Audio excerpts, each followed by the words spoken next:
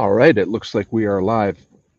Welcome to Creative on Purpose Live. My name is Scott Perry. I am your guide in the Close the Gap program. It's a 90-day solopreneur business accelerator program, and Close the Gap is also the name of my upcoming book, which I am currently writing out loud and in public for subscribers to the Creative on Purpose Substack.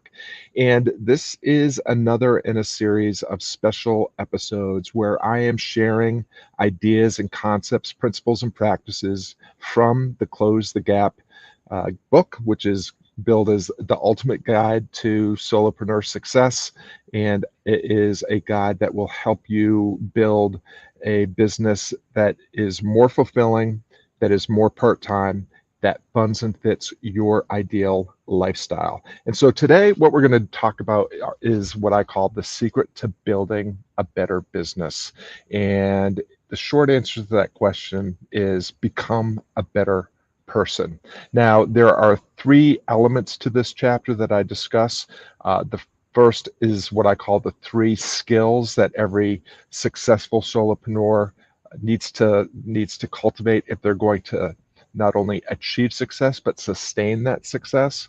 Then there are the 5 rules. These come from the Engage the Field handbook, which is a handbook that we use in the Arena, which is a program that was founded by Nick Peterson and the Guardian Academy. It's a program that I'm a part of. It's also a program that I've built an offer on top of. I have a program called the Arena Catalyst, which provides weekly calls, arena-style calls for folks that are in the Arena program. And then the third element of this chapter comes from Lucas Rashevsky's Clarity Hierarchy, which we actually just did a full training on just a couple weeks ago. That replay is available in the Creative on Purpose Substack. So there's a lot to unpack here. If any members of the Solopreneur Success Circle, which is members of the paid Substack community, come on board, we'll unpack these a little bit more together following this presentation. But I'm just going to kind of fire hose to the face and share these 3 core ideas from this chapter. The secret to building a better business is becoming a better person. And it begins by developing what I call the 3 skills. The 3 skills, very simply, are receptivity, restraint, and responsibility. Receptivity being having the intellectual security to put your assertions out to be held up to scrutiny, to have your beliefs challenged, to avoid assumptions, and to embrace new perspectives. Restraint, focus on what matters most, practice sufficiency, know what enough is, and make sure that you don't step on the gas too hard, that you can settling for sufficiency is not settling in the sense that we normally use that word. It's more along the lines of the minimum effective dose to maintain traction and build momentum with what you're building. And then the final part of restraint is to avoid excess. Like more does not necessarily get you closer. And then the third element, the third skill, is responsibility. And this comes down to knowing what is and what is not within your control, taking ownership of what is yours to own, which is your perception, the way you see things, and then your actions, what you decide and do next. So that, again, the 3 skills are receptivity, restraint, and responsibility.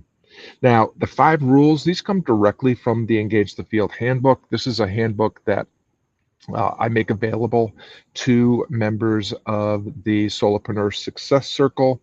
It's also freely available. If you go to the Guardian Academy Substack, you can find links where you can purchase the Engage the Field handbook. It's a handbook that's issued to everyone that joins the Arena program, and it has a lot of good principles and concepts, many of which I share in the Close the Gap handbook.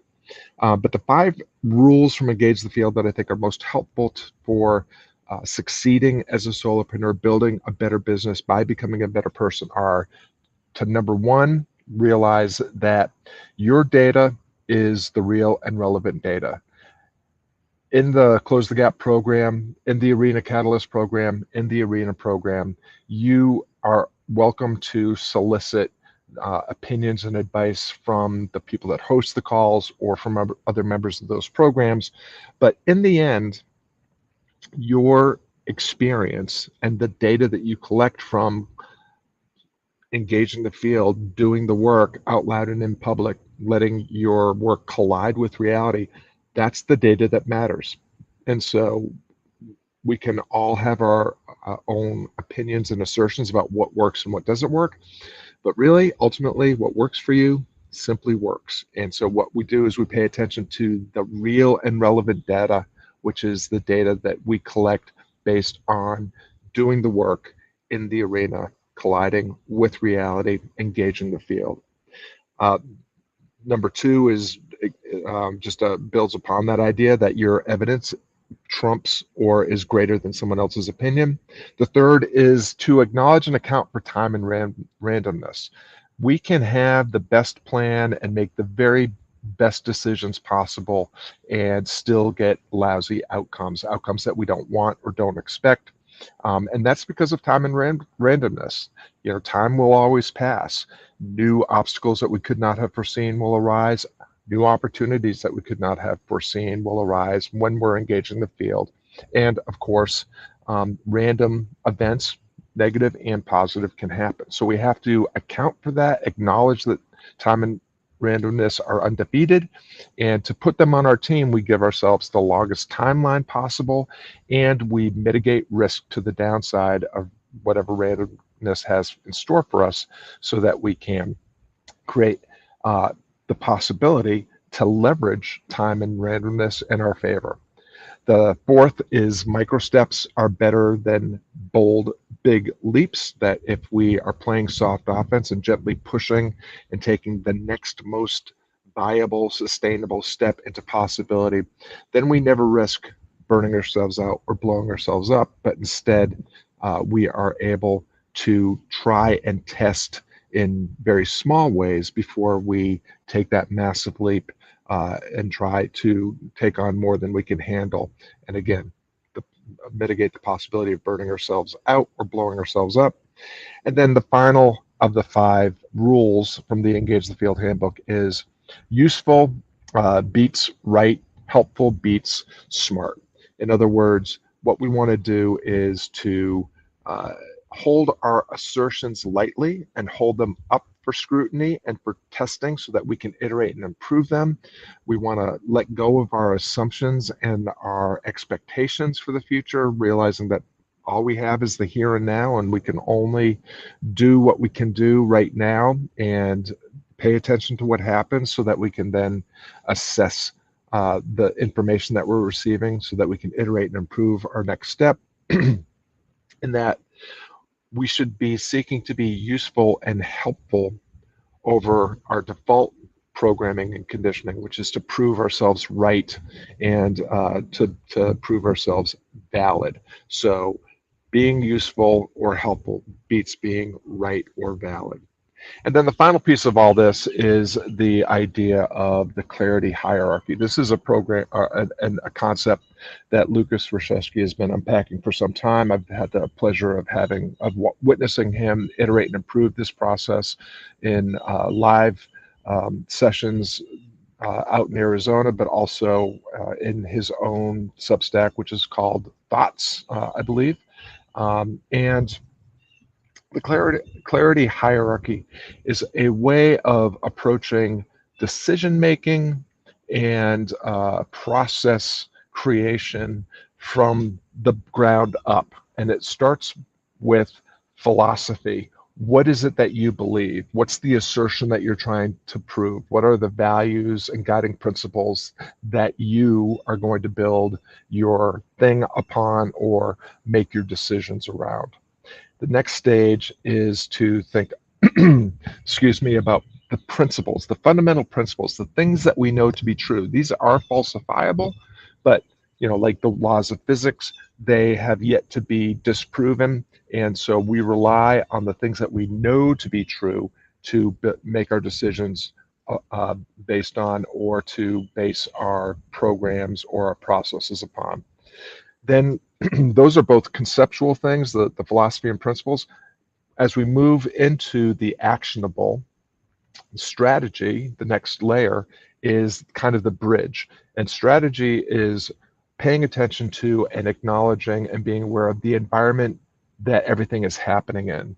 For most of us that are tuning into this broadcast, that has to do with solopreneurship. That's the environment that we're in, and that might be a freelance type of endeavor, a creative enterprise of some sort. It might be a small business. You might be a teacher, healer, any of a number of things, but we're all engaging in this field of independent business ownership and execution. Now we get fully into the actionable components, which are the tactics and the tools. Tactics is what you're doing to achieve the things that you want to achieve or to make the decisions that you want to make.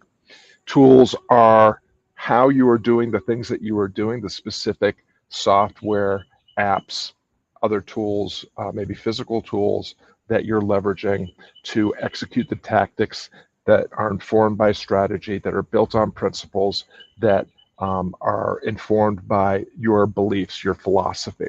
So that's a kind of a very broad overview of the things that we talk about. I see that there's some folks that would like to be coming in to this conversation. I'll do my best to take out some of this dead air that we're about to experience when I post the replay in the Creative on Purpose podcast. But let me just take a second here to see if I can catch MJ, who is trying to get in. Let's see if I find her.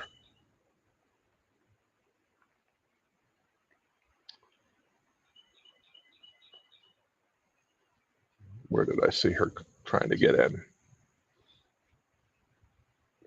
There she is.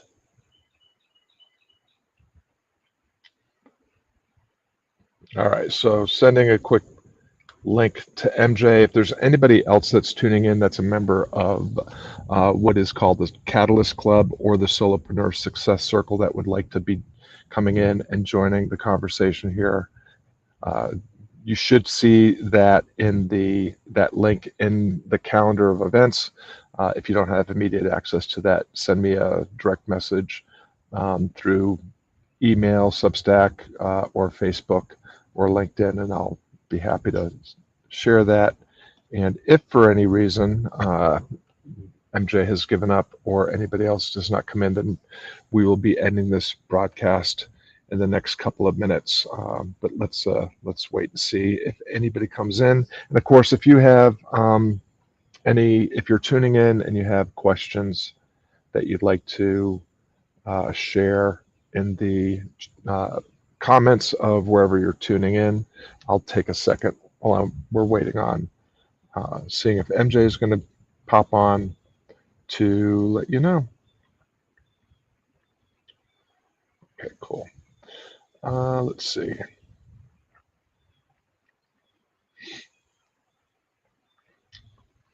I'm going to hit my mute button here first.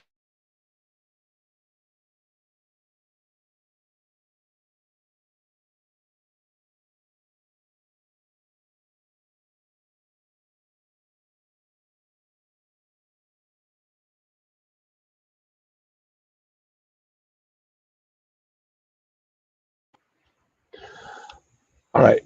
It looks like we haven't had any members of the subscriber community come on to talk about these things. So I'm going to go ahead and just say thank you so much for tuning in. Again, I'm Scott Perry. I am your guide in the Close the Gap program, author of the upcoming book, Close the Gap, Build a Fulfilling Part-Time Business that Funds and Fits Your Ideal Lifestyle. If you have any questions about any of the content that I've talked about in this episode or any of the previous episodes or subsequent episodes, I will be dropping some links in the comments wherever you're tuning in, where you can access more information. And if you'd like to join the conversation, consider becoming a subscriber to the Creative on Purpose Substack. We have 4 opportunities to gather every single week on live calls to discuss topics around the things being shared in the book, but also specific application of those ideas, principles, and concepts to your unique solopreneur journey.